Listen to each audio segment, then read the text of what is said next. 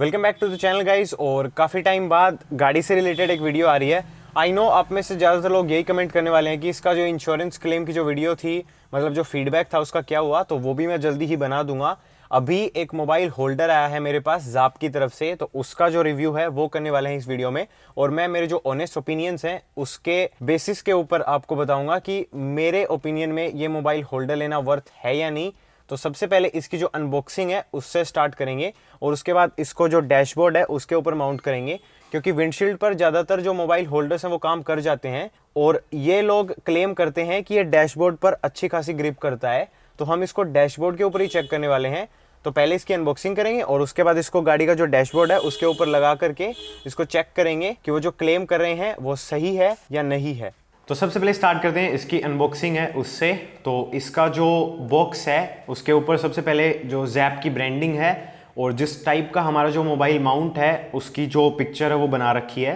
एक साइड में इसका जो वन टच मैकेनिज्म है उसके बारे में बता रखा है। पीछे इसमें इसको दो तरीके से आप यूज़ कर सकते हैं। उनका जो डिस्प्ले है वो मेंशन कर रखा है कि आप विंडो पे भी लगा सकते हैं और डैशबोर्ड पे भी लगा सकते हैं। और लास्ट में साइड में इसकी जो टेलीस्कोपिक आर्म है उसका जो 360 मूवमेंट है और इसकी जो एक्सटेंशन है उसके बारे में बता रखा है। और नीचे इसमें एक टिप दे रखी है कि आप इसको अगर एक कार के डैशबोर्ड से हटा करके दूसरे कार के डैशबोर्ड या किसी और सरफेस पे लगाना चाहें तो आप इसको पानी से वॉश कर लीजिए और हवा से ड्राई कर लीजिए, मतलब कंप्रेस जेल से ड्राई कर सकते हैं या फिर इसको एयर ड्राई होने के लिए छोड़ सकते हैं। उसके बाद इसकी जो स्टिकीनेस है वो फिर से हो जाएगी। तो इसका बॉक्स यही है। अब इसको ओपन करते हैं और इसके अंदर के जो कंटेंट्स हैं उनको देखते हैं। ओके, तो इसका जो ऊपर वाला कवर है उसको निकालते हैं।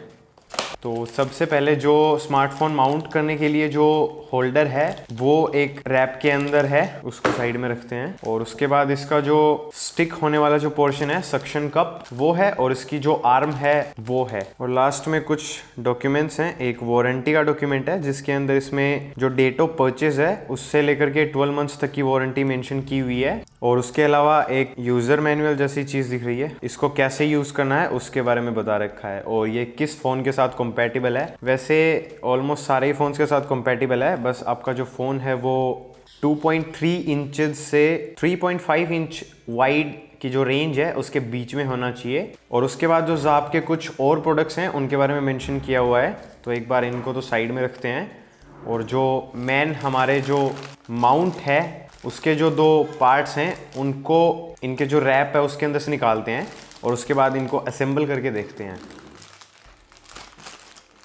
तो सबसे पहले जो मोबाइल को होल्ड करने वाला पार्ट है उसकी बात करते हैं। इसको जो इसकी दूसरी आर्म है उसके अंदर माउंट करने का मैकेनिज्म दे रखा है। तो इसको एंटी क्लॉकवाइज रोटेट करके हमने ओपन कर लिया है और अभी जो इसकी आर्म है उसको निकालते हैं। और इसका जो सक्शन कप है उसके ऊपर एक प्रोटेक्टिव फिल्म लगी हुई है। तो इसकी जो आर्म है उसके ऊपर ये एक क्विक रिलीज नोब बना रखी है। इसको आप रिलीज करके इसकी जो आर्म है उसको एडजस्ट कर सकते हैं जिस एंगल पर आपको चाहिए उस एंगल पे। और उसके बाद एक और नोब है जिसको आप ओपन करने के बाद इसकी जो लेंथ है उसको इंक्रीज या डिक्रीज कर सकते हैं। ये 4 इंचेस से 6.5 इंचेस तक आप इसकी जो लेंथ है उसको एडजस्ट कर सकते हैं। और फाइनली इसकी जो बॉल हेड है उसको जो स्मार्टफोन को होल्ड करने वाली यूनिट है उसका जो हमने नट मैकेनिज्म है उसको ओपन किया था उसके साथ अलाइन करके इसको पुश करना है और उसके बाद इसको टाइट कर देंगे। जिस पोजीशन पर आप चाहें आप उस पर इसको एडजस्ट करके टाइट कर सकते हैं। तो इसकी जो असेंबली है और जो बेसिक फंक्शंस हैं वो ऐसे ही हैं। अभी स्मार्टफोन को इसमें कैसे माउंट करना है और उसके क्या क्या फीचर्स हैं उनकी बात हम इसको पहले गाड़ी में इंस्टॉल करेंगे डैशबोर्ड के ऊपर और उसके बाद जो इसकी प्रॉपर फंक्शनिंग है उसके बारे में बात करते हैं। और अब बारी आती है इसको इंस्टॉल करने की। इस वाले नोब से इसकी लेंथ और एंगल एडजस्ट कर लिया है और उसके बाद मुझे मेरा जो स्मार्टफोन है उसको किस एंगल पर रखना है उसको मैंने इस वाले नोब से एडजस्ट कर लिया है। तो ये चीज़ आपको चेक कैसे करनी है, जहाँ पर भी आपको इसको डैशबोर्ड पर माउंट करना है वहाँ पर आप इसको प्लेस कीजिए और आपके एर्गोनॉमिक्स के अकॉर्डिंग और जहाँ पर आपको फ़ोन चाहिए ड्राइविंग करते टाइम जो कि आपको कम से कम डिस्ट्रैक्ट करे उसके अकॉर्डिंग आप इसकी जो पोजीशन है वो एडजस्ट कर लीजिए। और उसके बाद इसकी जो है प्रोटेक्टिव फिल्म है इसको पील ऑफ कर दें और मेक श्योर आप इसको जिस सरफेस के ऊपर स्टिक करने वाले हैं उस सरफेस को आपने अच्छी तरीके से क्लीन कर लिया हो। अगर इसके ऊपर आपने पहले कोई डैशबोर्ड पॉलिश वगैरह यूज की है तो आप इसको आइसोप्रोपिल अल्कोहल से क्लीन करें। और अगर आपने इसके ऊपर पहले कोई पॉलिश वगैरह यूज नहीं की है तो आप इसको सिंपल जो डिश सोप और वाटर का सोल्यूशन आता है उसकी हेल्प से भी क्लीन कर सकते हैं। और जैसे ही आप इसको क्लीन कर लें तो उसके बाद जो पोजीशन है उसको मार्क कर लें और उसके बाद इसको उसके ऊपर स्टिक कर दें। और जैसे ही आप ऐसा कर देते हैं तो उसके बाद ये जो लैच है इसको आपको नीचे की साइड पुश करना है, जिससे कि जो सक्शन है वो क्रिएट हो सके कुछ इस तरीके से।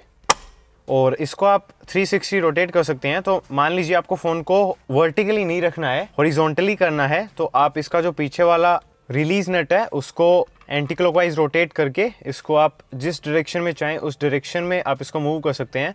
फॉर एग्जांपल अभी मुझे फ़ोन है उसको हॉरिजॉन्टली माउंट करना है, तो मैं इसको कुछ इस तरीके से कर दूंगा और उसके बाद वो जो नट है उसको मैं फिर से हल्के हाथ से टाइट कर दूंगा।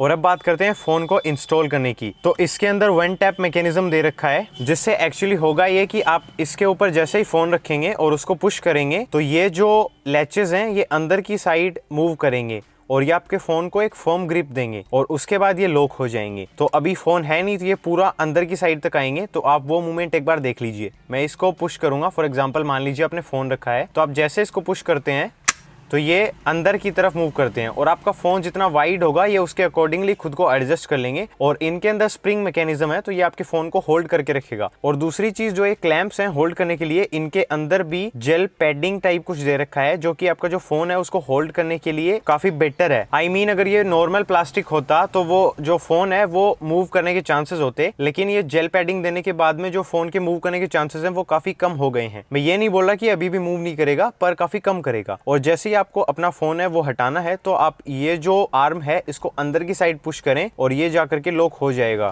और आप अपना फ़ोन है उसको निकाल सकते हैं। तो अभी मेरे पास ये फ़ोन है, तो इसको माउंट करने के लिए मैं जस्ट इसका जो टाइप सी पोर्ट है उसको ये वाला जो आर्म है इसके साथ अलाइन करूँगा इस तरीके से कि जो टाइप सी पोर्ट है उसकी जो केबल मुझे अगर फ़ोन को चार्ज करना है तब मैं लगाऊं तो वो अच्छे से लग सके। वैसे अगर आपके फ़ोन में टाइप सी पोर्ट है वो ऑफसेट है, या फिर मान लीजिए कि आपको टाइप सी पोर्ट काम में नहीं लेना, आपको किसी भी रीज़न की वजह से जो हेडफोन जैक है उसको काम में लेना है, तो ये जो आर्म है इसके पीछे एक एडजस्टमेंट स्क्रू है जिसको आप एंटी क्लॉकवाइज टर्न करके ये जो आर्म है इसको एडजस्ट कर सकते हैं जहां भी आपका जो पोर्ट है, जिस भी पोर्ट को आप यूज़ में लेने वाले हैं उसके अकॉर्डिंगली। तो मुझे most of the time, actually all of the time, जो टाइप सी पोर्ट है उसकी ज़रूरत पड़ती है, तो मैं इसको सेंटर में रखता हूँ और उसके बाद जो पीछे वाला स्क्रू है उसको टाइट कर देता हूँ। तो अभी जो फ़ोन है उसका जो टाइप सी पोर्ट है उसको अलाइन करने के बाद में इसको थोड़ा सा प्रेस करना है और ये जो आर्म का जो एक्शन है ये इसको होल्ड करके रखेगा स्प्रिंग मैकेनिज्म की हेल्प से, और जो जेल पैड्स हैं वो फ़ोन को हिलने नहीं देंगे। और जैसे ही आपको फ़ोन को रिमूव करना है तो जो आर्म्स हैं उनको आप होल्ड कीजिए और साथ में फ़ोन को भी होल्ड कर लेना और उसके बाद आप फ़ोन है उसको निकाल सकते हैं। तो ये कुछ इस तरीके से काम करता है और ये कितना स्टर्डी है उसका भी एक छोटा सा टेस्ट अभी कर लेते हैं।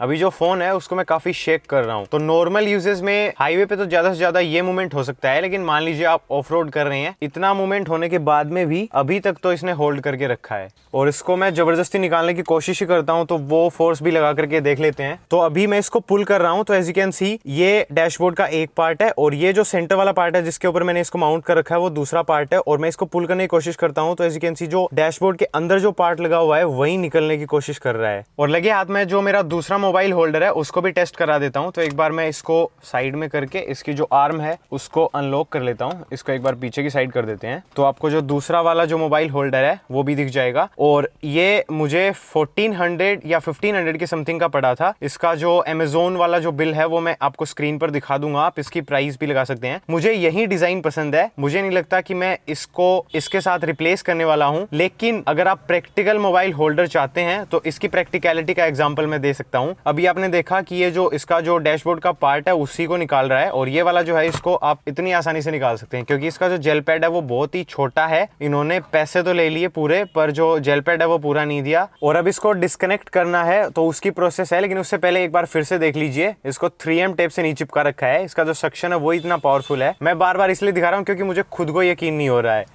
तो इसका जो लैच है उसको आपको ऊपर की साइड पुल करना है और उसके बाद इसको आपको उतारना पड़ेगा। और इसका जो सक्शन पैड है उसकी ग्रिप को लूज कराने के लिए पीछे आपको ये होल्ड करने के लिए एक पोर्शन दे रखा है। इसको आपको ऊपर की साइड पुल करना है और उसके बाद जो माउंट है उसके साथ आपको इसको खींचना पड़ेगा, तब जाकर के ये जो ग्रिप है उसको लूज करेगा।